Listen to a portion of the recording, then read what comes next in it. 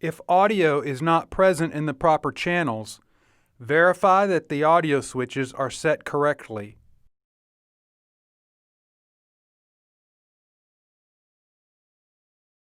You can adjust the incoming levels using the dials for Channel 1 and Channel 2.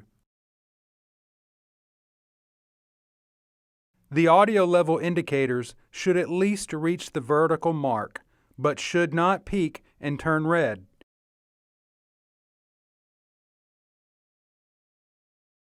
To turn the wireless receivers on, push the power button until the display turns on.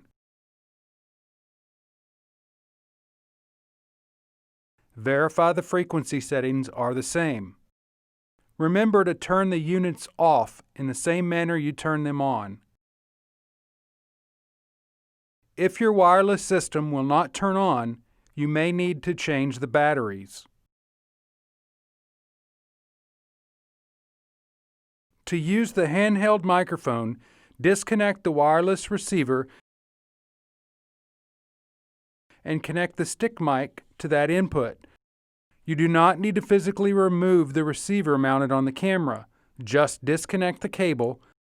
After you are done using the handheld microphone, reconnect the wireless cable.